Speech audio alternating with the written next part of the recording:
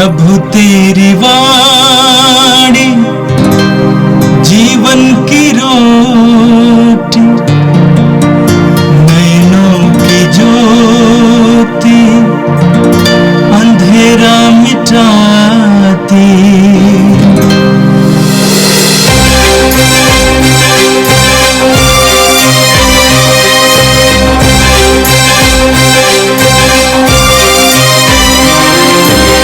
प्रभु तेरी वाणी जीवन की रोटी, नैनों की ज्योति अंधेरा मिटाती। प्रभु तेरी वाणी जीवन की रोटी, नैनों की ज्योति अंधेरा मिटाती। वाणी वाणी वाणी वाणी वाणी पवित्र है, शाश्वत है, जीवन का मन्ना है। 17 दिसंबर मंगलवार। पहला पाठ उत्पत्ति ग्रंथ अध्याय 49 पद संख्या 2 8 से 10 तक। याकूब ने अपने पुत्र को बुलाकर कहा, एकत्र हो जाओ, मैं तुम लोगों को बताऊंगा कि भविष्यवाणी में तुम पर क्या बीतेगी। याकूब के पुत्र एकत्र हो जाओ और सुनो, अपने पिता इस्राएल की बातों पर ध्यान दो।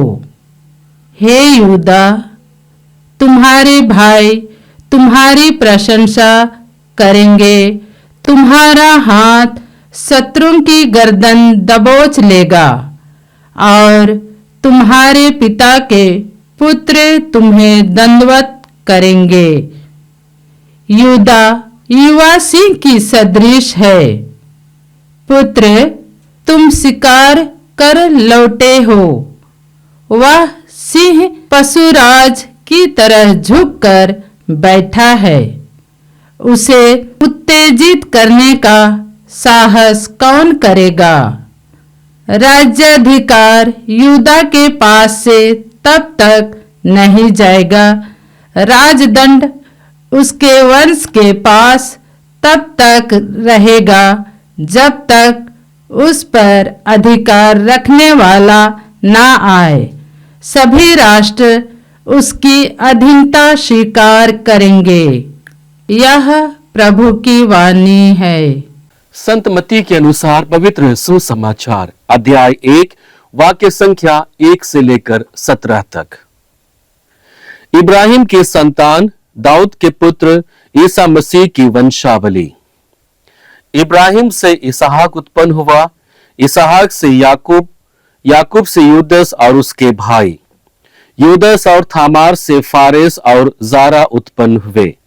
फारेस से एस्रोम, एस्रोम से आराम, आराम से अमीनदाब, अमीनदाब से नासोन, नासोन से सालमोन, सालमोन और राहाब से बोज, बोज और रूत से ओबेद, ओबेद से यस्से, यस्से से राजा दाऊद उत्पन्न हुआ।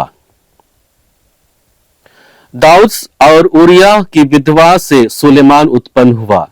सुलेमान से रोबोआम, रोबोआम से अबिया, अबिया से आसफ, आसफ से यहोशाफात, यहोशाफात से योराम, योराम से ओजियस, ओजियस से योथाम, योथाम से आहाज, आखाज से एजिकियास, एजिकियास से मनसे, मनसे से आमोस, आमोस से योसियास और बाबुल निर्वासन के समय यीशुआस से यखोनियास और उसके भाई उत्पन्न हुए। बाबुल निर्वासन के बाद यखोनियास से सलाथियल उत्पन्न हुआ। सलाथियल से जेरुब्बाबेल, जेरुब्बाबेल से अबियूद, अबियूद से एलियाकीम, एलियाकीम से आजोर, आजोर से सादोक, सादोक से आखिम, आखिम से एलियूद, एलियूद से एलियाजर, एलियाजर से मथान, मथान से याकूब, याकूब से मरियम का पति यूसुफ और मरियम से ईसा उत्पन्न हुए जो मसीह कहलाते हैं। इस प्रकार इब्राहिम से दाऊद तक कुल 14 पीढ़ियां हैं। दाऊद से बाबुल निर्वासन तक 14 पीढ़ियां और बाबुल निर्वासन से मसीह तक 14 पीढ़ियां। यह प्रभु का पवित्र सुसमाचार है। ख्रिस्त प्रभु की जय। यीशु में मेरे प्रिय भाई और बहनों, आज से हम लोग आगमन काल के दूसरे महत्वपूर्ण काल में प्रवेश कर रहे हैं। आज के बाद 9 दिन तक हम लोग लगातार प्रार्थना के द्वारा, मनन चिंतन के द्वारा अपने आध्यात्मिक उत्थान के लिए विशेष रूप से मनन चिंतन करते हुए हम क्रिसमस की तैयारी करेंगे। और इसके लिए हम देखते हैं कि बहुत सारे कलीसियाओं में नोवेना की प्रार्थना होती है। लोग मेल मिलाप का संस्कार ग्रहण करने के लिए जाते हैं। लोग आध्यात्मिक साधना के लिए आगे जाते हैं ताकि गहन रूप से मनन चिंतन करते हुए हम ख्रिस्त जयंती को मनाने के लिए अपने आप को तैयार कर सकें। आज के दोनों पाठ हमें उसी तैयारी की महत्व को समझने के लिए और अपनी आध्यात्मिक उत्थान के लिए गहन रूप से मनन चिंतन करने के लिए एक अवसर दे रहा है। आज के दोनों पाठ हमें ईश्वर के मुक्ति विधान को समझने, उसे अपने जीवन में अंगीकृत करने के लिए और ईश्वर की बुलाहट को अपने जीवन में आत्मसात करने के लिए एक न्योता देता है और इस पर गहन रूप से मनन चिंतन करने का भी एक अवसर देता है। आज का पहला पाठ उत्पत्ति ग्रंथ से लिया गया है, जहां पर हम लोग याकूब का पुत्रों को अंतिम आशीर्वाद का कुछ अंश पढ़ते हैं। इस अंश के साथ ही हमें यह बताने की कोशिश किया जाता है कि कैसे ईश्वर की योजना सारे मानव जाति के लिए पूरी होती है। यहां पर याकूब अपने बेटों को बुलाता है अपने अंतिम आशीर्वाद के लिए। यह आशीर्वाद न केवल उनके बेटों तक ही सीमित है, बल्कि उनके 12 वंशों को समाहित करती है। यह ईश्वर के सार्वभौमिक प्रेम को प्रकट करता है। और वैसा ही हम आज के सुसमाचार में भी देखेंगे कि कैसे ईश्वर का प्रेम सार्वभौमिक होता है। आज के पाठ के पहले भाग को यदि हम देखेंगे तो हम वचन में पढ़ेंगे, तब याकूब ने अपने पुत्रों को बुलाकर कहा, एकत्र हो जाओ, मैं तुम लोगों को बताऊंगा कि भविष्य में तुम पर क्या बीतेगी। यहां पर याकूब अपने पूरे वंशों पर बीतने वाली घटना को बताने की कोशिश करेगा और इसके साथ ही उन्हें यह बताने की कोशिश करता है कि कैसे उनके वंशजों के द्वारा पूरे मानव जाति को मुक्ति प्राप्त होगी। वचन 2 में पढ़ते हैं, जहां पर वचन कहता है, याकूब के पुत्रों एकत्र हो जाओ और सुनो, अपने पिता इस्राएल की बातों पर ध्यान दो। उन्हें संबोधित किया जाता है कि वे अपने पिता इस्राएल की बातों पर ध्यान दें, क्योंकि उन्हें आशीर्वाद के साथ ईश्वरीय योजना से परिचित करने वाला है, ईश्वरीय योजना को उनके बीच में प्रकट करने वाला है। और उसके बाद वचन 8 और आगे में हम लोग आगे पढ़ते हैं, यहूदा तुम्हारे भाई तुम्हारी प्रशंसा करेंगे, तुम्हारा हाथ शत्रुओं की गर्दन दबोचेगा और तुम्हारे पिता के पुत्र तुम्हें दंडवत करेंगे। यहां पर देखेंगे कि याकूब अपने बेटों के वंशों के आधार पर उन पर आने वाली घटनाक्रम के बारे में बताते हैं और विशेष रूप से यहूदा का जिक्र करते हैं कि यहूदा के द्वारा कैसे महान राजा उत्पन्न होंगे जो पूरे मानव जाति को मुक्ति देगा, चाहे वह राजा दाऊद हो या फिर यीशु मसीह हो, जो अपने जीवन के द्वारा हमें मुक्ति के भागी बनाएगा। आगे वचन में पढ़ते हैं, यहूदा युवा सिंह के सदृश है, पुत्र तुम शिकार कर लौटते हो, वह पशुराज सिंह की तरह सिंहनी की तरह झुक कर बैठेगा, उसे उत्तेजित करने का साहस कौन करेगा। राजाधिकार यहूदा के पास से तब तक नहीं जाएगा, राजदंड उसके वंश के पास तब तक रहेगा जब तक उस पर अधिकार रखने वाला ना आए, सभी राष्ट्र उसकी अधीनता स्वीकार करेंगे। इन वचनों के साथ यहां पर याकूब यह बताने की कोशिश करता है कि यहूदा से उनका अधिकार कोई भी छीन नहीं सकेगा, क्योंकि उनके वंश के द्वारा महान राजा की उत्पत्ति होगी, महान राजा उनके बीच उत्पन्न होंगे। और इस तरह से ईश्वर के सार्वभौमिक प्रेम को यहां पर याकूब अपने पुत्रों के बीच प्रकट करता है कि ईश्वर का प्रेम उनके वंशजों पर सदैव बने रहने वाला है। आज के सुसमाचार में हम लोगों ने प्रभु यीशु मसीह के वंशावली के विषय में सुना। संत लूकस रचित सुसमाचार में भी प्रभु यीशु मसीह की वंशावली दिया गया है, और मत्ती में आज हम लोगों ने सुना। हम लोग देखते हैं कि संत मत्ती यूसुफ के वंश पर आधारित होकर प्रभु यीशु मसीह के वंशावली के बारे में बताता है, वहीं लूकस मरियम के वंश पर आधारित होकर यीशु मसीह की वंशावली के बारे में बताता है।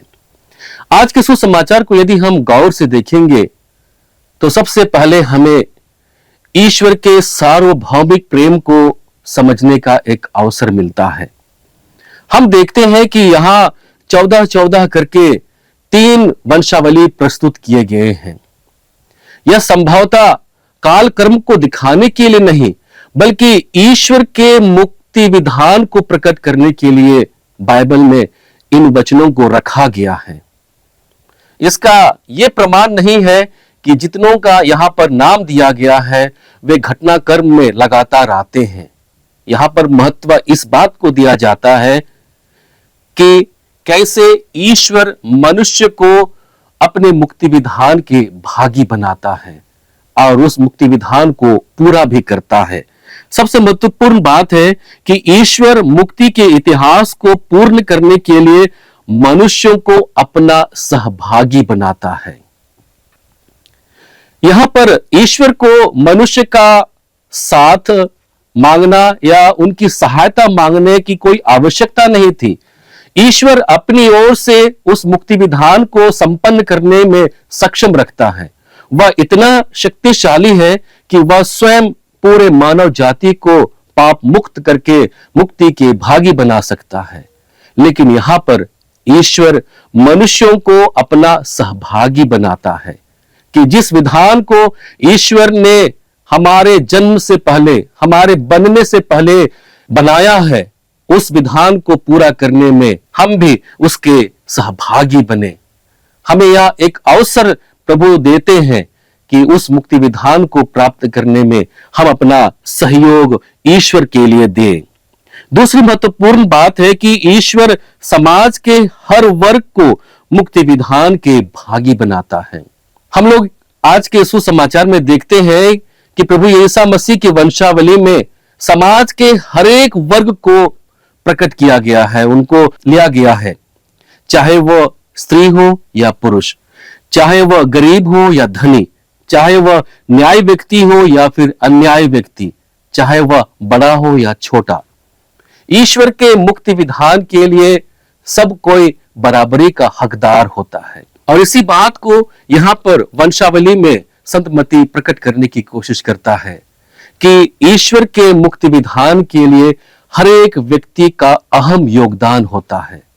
उसे अपने जीवन में आत्मसात करने के लिए, उसे दूसरे लोगों तक पहुंचाने के लिए हर एक व्यक्ति की एक जिम्मेदारी होती है।